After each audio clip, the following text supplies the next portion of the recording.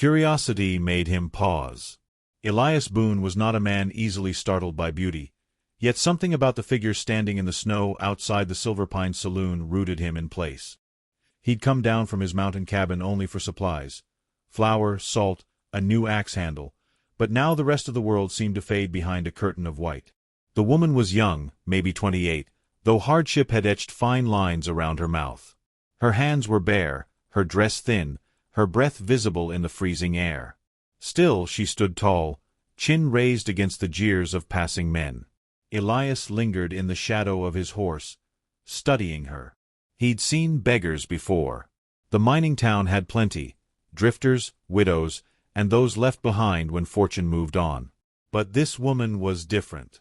Her eyes held a light that refused to die, even as snowflakes clung to her lashes like small ghosts. When the barkeep slammed the saloon door in her face, she didn't cry out. She only whispered something to herself, a word too soft for the wind to carry. That quiet strength pierced him deeper than any plea could. He stepped forward. Boots crunching in the ice, hat pulled low, Elias stopped a few feet away. The men at the doorway glanced up, their laughter dying as they recognized him. The mountain trader, the widower, the man who kept to himself. Some said he'd lost his wife to the blizzard 12 winters ago. Others claimed he'd buried her himself in a fit of madness. Either way, they knew better than to mock him.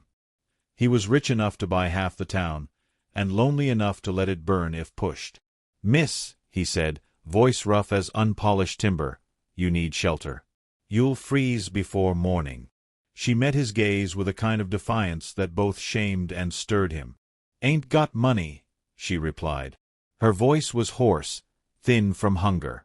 "Ain't got much left at all." He hesitated, then spoke the words that would haunt him long after that night. "Can I buy you?" Gasps slipped from the doorway. A man chuckled under his breath. But Elias didn't mean it the way they thought. He meant food, warmth, safety. Yet the words hung heavy in the air, crude and misunderstood. The woman's lips parted, not in fear but in something closer to heartbreak. "You can't buy what's already been broken," she said quietly. Then she turned away, snow swirling around her skirts like torn lace. Elias should have left it at that. But something inside him, something long buried under years of silence and guilt, pushed him forward again. He reached out, gently caught her arm. "I didn't mean it that way. There's a cabin up the ridge. You can stay a while.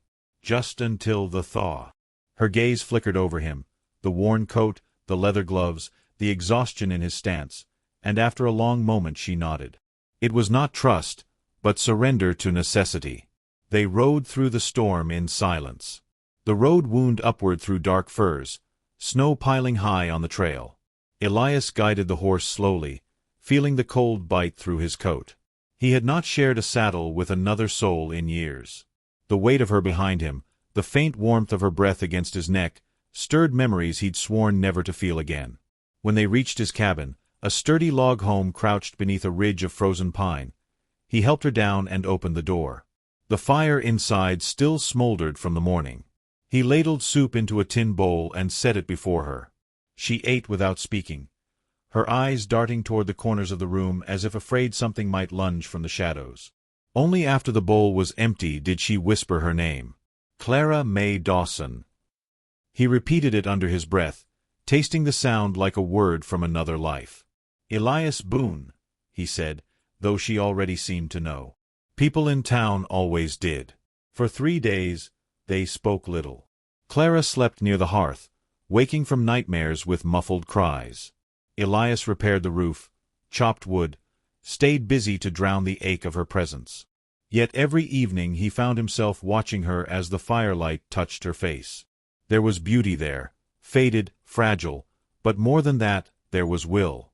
He began to understand that she hadn't merely survived, she defied whatever had tried to end her. On the 4th day, she found the courage to ask why he'd helped her. Elias shrugged. "Maybe I saw something familiar. The look of someone who's lost too much to keep pretending they ain't." She smiled faintly, the first time he'd seen it. "And what'd you lose?" "My reason to talk," he said simply. After that, something changed. She began sweeping the porch, humming under her breath. He left extra wood by the fire before heading to town. Words became unnecessary. The quiet between them softened. But small towns are never silent for long. Whispers reached her ears before the next snowfall. Boone's bought himself company, they said. Picked her up from the gutter. The women at the store looked away when Clara passed. One laughed behind her glove. Clara said nothing, but that night, Elias found her outside by the fence, her shawl pulled tight, breath coming fast. "They'll never see me as more than what I was," she said, voice trembling. "Maybe they're right." Elias stepped closer. "Let them talk. They don't know what it costs to keep breathing when you've already been buried." Her eyes shimmered in the lantern light. "You talk like a man who's done both." "Maybe I have." He gave a small smile, half regret, half confession. For a long time, she said nothing. The wind moved through the trees like a whisper of old prayers. Then she turned back toward the cabin, shoulders straighter, steps steadier. In the days that followed, Elias noticed the change. She began tending the fire herself, brushing her hair in the morning sunlight instead of hiding it under a scarf. Once, while he was mending a bridle, she asked if she could learn to ride. The question caught him off guard, but he only nodded. They spent the next afternoon in the snow, her laughter rising through the pine shadows, uncertain at first but growing freer with each loop around the clearing. When she finally dismounted, cheeks flushed and hair wild, she looked at him and said softly, "You shouldn't have stopped that night. You could have let me freeze." Elias met her gaze, and for the first time in years, he didn't look away. "And miss the only thing worth finding," he said. Clara didn't answer, but her eyes filled with something unspoken, a fragile gratitude that felt dangerously close to love. That night, as snow began to fall again, she sat beside him by the fire. Neither spoke. The flames cracked softly, filling the silence with warmth that words could not reach. For the first time since the blizzard that had taken his wife, Elias felt alive, not because the world had grown kinder, but because it had given him someone who understood its cruelty and still chose to stay. Outside, the wind shifted, carrying with it the faint scent of pine and the promise of a new season. Inside, two broken souls waited, unknowingly standing at the threshold of something far greater than survival. Their story was only beginning. The thaw came late that spring, as if the mountain itself was reluctant to let go of winter. Snow melted in quiet rivulets along the cabin eaves, and the sound of dripping water filled the silences that had once been empty. Clara moved through the house with a grace that hadn't been there before, light-footed, humming under her breath. Elias watched her from the porch each morning as he drank his coffee. He didn't speak of what stirred in him, didn't trust his voice not to betray it. But the feeling grew with every sunrise, the sense that maybe, for the first time since grief hollowed him, he had someone to live for again. They had fallen into a rhythm that needed no words. She baked bread. He chopped wood. At dusk they sat together near the fire, the air between them thick with something gentler than love and deeper than silence. The pain that had once defined them began to lose its sharp edges. Elias noticed the color returning to her cheeks, the way her laughter seemed to linger after it ended. Yet beneath that peace was the faint tension of something unspoken, an old fear that the world would find a way to take it all back. One afternoon, he found her sitting by the garden fence, dirt under her fingernails, a single wildflower tucked behind her ear. "It's strange," she said softly, not looking at him. "For the first time, I wake up and don't expect pain to come find me." He leaned against the post beside her. "Pain doesn't stop finding you," he murmured. "You just learn to stop bowing to it." Her smile was wistful. "And you? Have you stopped bowing?" Elias looked toward the ridge where his wife was buried, a small wooden cross visible through the thinning trees. "I don't know," he admitted. "But lately, I can breathe without feeling guilty about it." That confession drew her gaze. For a long moment, neither spoke. The wind carried the smell of pine and melting snow, and in that fragile stillness, something like healing took root.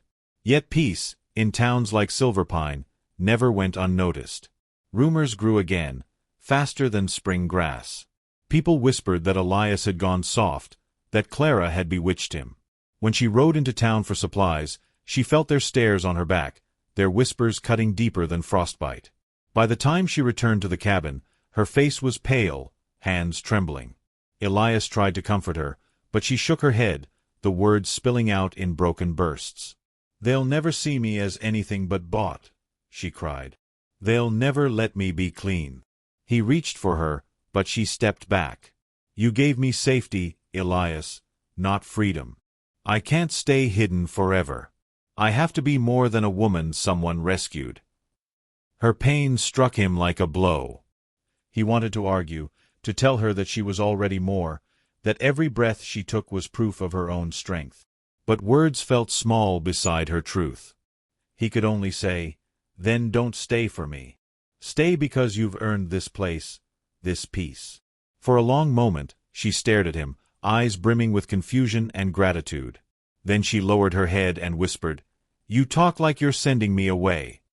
He managed a faint smile. "No. I'm asking you to stay for the right reason." That night, she sat awake long after he slept, watching the firelight dance across his face. She saw the years carved into his skin, the quiet kindness that had replaced bitterness, and realized how much of herself he had healed just by existing. When dawn came, she made her decision. Not to leave, but to begin again beside him, not beneath his shadow but beside his strength. The following weeks were brighter. Clara began riding into town without flinching at the gossip. She spoke to the baker, offered to help the widow who lived by the creek. Slowly, the townsfolk's scorn softened into curiosity, then into something resembling respect. Elias noticed the shift but said nothing. He understood that her victory wasn't his to claim. It was hers alone, and he loved her all the more for it. Then one evening, while gathering firewood near the barn, Elias saw smoke curling from the roof. A lantern must have tipped, catching the dry hay. Within moments, flames roared upward, devouring the timbers. He shouted for Clara, his voice nearly lost in the wind, and rushed into the blaze. The air was thick with smoke, heat clawed at his lungs. He freed the horses, coughing, stumbling toward the door, but a falling beam struck his shoulder and pinned him to the dirt. Outside, Clara screamed his name. Without hesitation, she ran into the inferno, shielding her face with her arm. The smoke burned her throat, but she pushed forward until she saw him trapped beneath the beam. Elias tried to wave her off, but she was already moving, grabbing a broken shovel and levering the beam aside with strength born from terror. They staggered out together into the snow, collapsing in the cold, the cabin behind them crackling as flames swallowed their past. Elias gasped, coughing, eyes watering. "You should have run," he managed. Clara's hands shook as she cradled his face. "You didn't buy me," she whispered fiercely. "You found me. And I won't lose you to fire, not after coming this far." He stared at her, vision blurring, and felt something unfamiliar. Peace, not from the world's mercy but from hers. "Then we'll start over," he said hoarsely. "Wherever you want." By dawn, the fire had died, leaving only smoke and ash. The cabin that had been his prison and her refuge was gone, but neither mourned it. They sat side by side, wrapped in a blanket, the world hushed around them. The rising sun spilled gold over the mountains, and for the first time, Clara felt the warmth reach her bones. Weeks later, with what money he had left, Elias built a smaller home higher on the ridge. The walls smelled of new pine, the windows looked out over a valley still waking from winter. Clara painted the door sky blue, saying it made her think of hope. When the work was done, they stood together at the threshold, neither needing to speak the words that trembled between them. Sometimes, in the evenings, they would sit on the porch and watch the light fade across the peaks. Their hands would find each other naturally, as if guided by something older than memory. People still talked, of course, they always would, but neither listened. Their silence was fuller than gossip, their peace louder than approval. Years later, when travelers passed through Silverpine and asked about the couple on the ridge, townsfolk would smile softly and say, "That's Boone and his Clara. They taught these mountains what mercy looks like." And on clear mornings, when the sun rose over the valley and painted the snow gold, Elias would glance at Clara, her hair streaked with silver, her eyes still bright with quiet defiance, and whisper, "We were both broken once." She'd smile, her hand warm in his. "And now," he'd say, "we're whole." The mountains would echo with their laughter, steady and alive, proof that even in the loneliest corners of the world, love can find its way through fire, through loss, through winter, and still come out shining.